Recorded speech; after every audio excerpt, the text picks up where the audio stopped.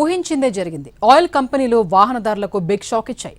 దేశవ్యాప్తంగా petrol, diesel ధరలు భారీగా పెరిగాయి. లీటర్ పెట్రోల్పై ₹3.14 పెరగ్గా డీజిల్పై ₹3.11 పెరిగింది. అటు సీఎన్జీపై ₹2 పెంచాయి ఆయిల్ కంపెనీలు. దాంతో ఏపీ, తెలంగాణలో ₹111గా ఉన్న లీటర్ పెట్రోల్ ధర ఇప్పుడు ₹110కి చేరింది. అటు డీజిల్ కూడా ₹3 పెరిగింది. అన్ని జిల్లాల్లోని బంకులు ధరల మార్పును గమనించాలని ఏపీఎఫ్పీటీ సమాచారం ఇచ్చింది. ఆన్లైన్ పోర్టల్లో ధరల మార్పును గమనించాలని బంకు యజమానులకు ఏపీఎఫ్పీటీ విజ్ఞప్తి చేశాయి.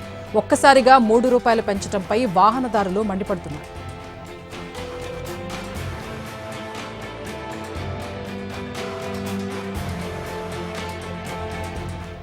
ఢిల్లీలో పెట్రోల్ ధర 97కు చేరింది. అటు డీజిల్ ధర ₹90కి చేరింది. పెట్రోల్ ధరలు చివరిసారిగా 2022 మార్చి 22న పెరిగాయి. అప్పుడు లీటరు ధరపై 80 పైసలు పెంచింది కేంద్రం. అప్పటి నుంచి దాదాపు 3 ఏళ్ల వరకు రిటైల్ పెట్రోల్ ధరల్లో మార్పు లేదు. పశ్చిమాసియా యుద్ధం, అంతర్జాతీయంగా పెరుగుతున్న చమురు ధరల ఎఫెక్ట్ దేశంపై పడింది. ప్రపంచవ్యాప్తంగా ముడి చమురు ధరలు విపరీతంగా పెరగడంతో ఇంధన ధరలు పెంచామంటూ ఆయిల్ కంపెనీలు చెప్పుకుంటున్నాయి. ధరల పెంపునకు ప్రధాన కారణాలు చాలానే ఉన్నాయి. అంతర్జాతీయ మార్కెట్లో బ్రెంట్ క్రూడాయిల్ ధర బ్యారెల్కు $110 మార్కుకు దాటింది. ఇరాన్, ఇజ్రాయెల్ ఉద్రిక్తతల వల్ల సరఫరా గొలుసు దెబ్బతింది. గత కొన్ని వారాలుగా ధరలు పెంచకపోవడంతో చమురు కంపెనీలు రోజుకు 1000 కోట్లకు పైగా నష్టాన్ని చూస్తున్నాయి. దాంతో కొన్ని రోజుల ముందే కేంద్రం హెచ్చరికలు చేస్తోంది.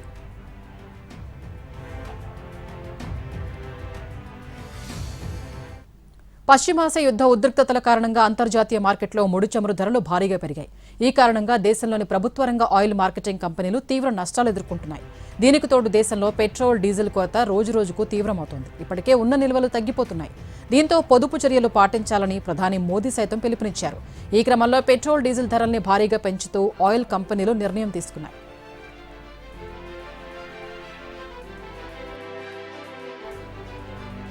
ఢిల్లీలో పెట్రోల్ ధరలు లీటర్కు 94.77 నుంచి 97.77కు పెరగ్గా డీజిల్ ధరలు లీటర్కు ₹87.67 నుంచి ₹90.67కు పెరిగాయి. ఇతర మెట్రో నగరాల్లో కూడా పెట్రోల్ ధరల్ని సవరించారు. కోల్కతాలో లీటర్కు 108.74, ముంబైలో 106.68, చెన్నైలో 103.67కు ధరలు చేరాయి. ఈ పెరుగుదల లీటర్కు ₹2.83 నుంచి ₹3.29 వరకు ఉంది.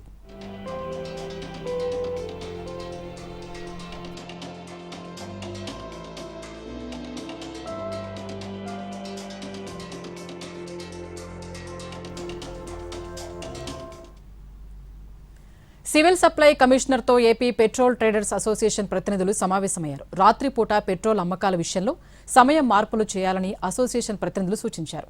ప్రధాని మోదీ పొదుపు మంత్రం అనుసరించడానికి ఈ విధంగా కార్యాచరణ చేసినట్లు చెప్పారు. ప్రధాన అవసరాలకే పెట్రోల్ వినియోగించేలా చేయడానికి తమ వినతిని సమర్పించినట్లు తెలిపారు.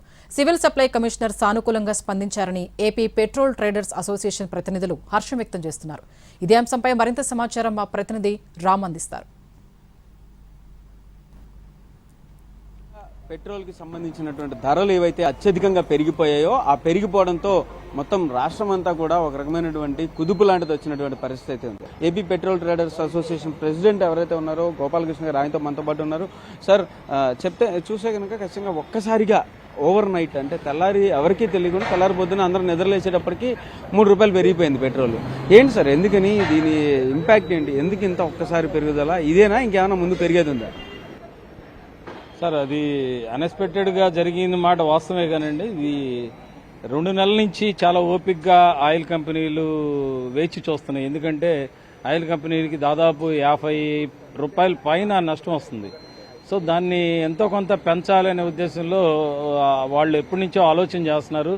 ప్రభుత్వం కొంత దాన్ని నియంత్రించుకుంటూ వస్తూ ఉంది. సో ఈ క్రమంలో వాళ్ళు దాదాపు ₹10 దాకా పెంచుతారని మేము అనుకున్నాం. దాన్ని ₹3కి మాత్రం కేంద్ర ప్రభుత్వం కొంత నియంత్రించింది అనేది మేము అనుకుంటున్నాం.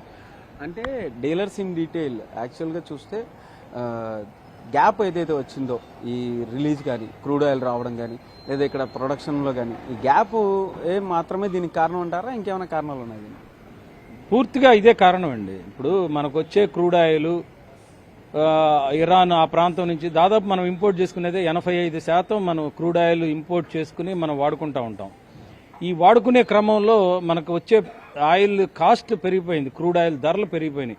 మనం పూర్వం $60కి మనం బ్యారెల్ తీసుకొచ్చుకునేవాళ్ళం. ఆ $60 కాస్త $120 వెళ్ళిపోయింది. 120 ఎప్పుడైతే అయిందో ఆయిల్ కంపెనీలకి ఇది భారం అయింది. అంతకుముందు కొంత లాభాల్లో ఉన్నా కూడా ఇప్పుడు వచ్చిన భారం చాలా ఎక్కువ అయిపోయింది. అది ఆ భారం అవటమే కాకుండా మనం డాలర్ మారకంలో తీసుకుంటూ ఉంటాం. డాలర్ కూడా దాదాపు $6-7 పైన డాలర్ కూడా మారకంలో పెరిగిపోయింది. అది కూడా ఎన్ని కారణాలతో ఆయిల్ కంపెనీలకి నిలబడే పరిస్థితి లేదు. అది క్లియర్గా వాళ్ళు చెప్తుంది ఏంటంటే $50 దాకా నష్టం వస్తుంది. ఏపీ సివిల్ సప్లైస్ కమిషనర్ని మీరు కలిసి ఏ రకమైన రిప్రజెంటేషన్ ఇచ్చారు, దేని గురించి ఆయనతో మాట్లాడారు? ముఖ్యంగా మేము బాధ్యత గల పౌరులు, దేశ ప్రధాని పిలిపిస్తున్నారు, ఈ ఆయిల్ వీలైనంత వరకు సేవ్ చేయండి, వెహికల్స్ని కుదించుకున్నాను. నేను కూడా నా కాన్వాయ్ 8-10 ఉన్న కాన్వాయ్ని 2గా తగ్గించుకున్నాను.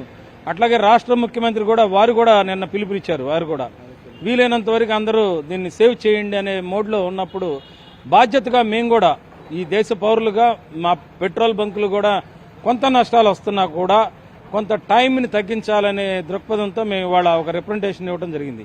అంటే ఉదయం 6 గంటల నుంచి రాత్రి 10 గంటల వరకు వర్క్ చేస్తాము. మిగతా గంటలు ఏదైతే ఉందో దాన్ని క్లోజ్ చేయడం వలన ఒక 10-15% ఆయిల్ సేవ్ చేయగలుగుతాం. పొదుపు అనే నిర్ణయం తీసుకున్నారు. ఈ పొదుపు నిర్ణయం వల్ల అంటే మేజర్ రిక్వైర్మెంట్స్ ఏమైనా డిస్టర్బ్ అయ్యేటటువంటి పరిస్థితి ఉంటుందా? డిస్టర్బ్ అయ్యేది ఏమి ఉండదండి. ఎమర్జెన్సీ సర్వీసెస్ కింద ప్రతి పంక్లో రాత్రిపూట కుర్రవాళ్ళు ఉంటారు.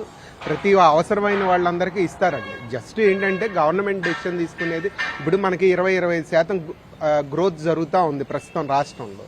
వీటిని కనుక ఎంతైతే 10% గ్రోత్ కనుక తగ్గించుకున్నట్టయితే దీని మీద అనవసరమైన ఈ అమౌంట్ పోగొట్టుకోకుండా ఉంటే ఇవన్నీ మళ్ళీ మనకి నిత్యావసర వస్తువుల మీద భారం పడకుండా ఉంటుందండి. ఇక్కడ ఎంత తగ్గించుకుంటామో నిత్యావసర వస్తువుల మీద మళ్ళీ భారం పడకుండా ఉండాలి అంటే మనం ఎక్కడో చోట పొదుపు చేసుకుని దాన్ని ఇచ్చేసుకుంటే పర్లేదండి. ఇప్పుడు ప్రస్తుతం మన దేశంలో లీటర్కి కంపెనీలు కానివ్వండి, గవర్నమెంట్ కానివ్వండి ₹50 పైన నష్టపోతూ ఉందండి. సీఎంతో మాట్లాడిన తర్వాత ఒక సానుకూలమైనటువంటి స్పందన అయితే వచ్చేటటువంటి అవకాశం ఉంది అని చెప్పేసి చెప్తున్నటువంటి పరిస్థితి అయితే ఉంది. కెమెరా పర్సన్ నానితో రామ్, NTV, విజయవాడ.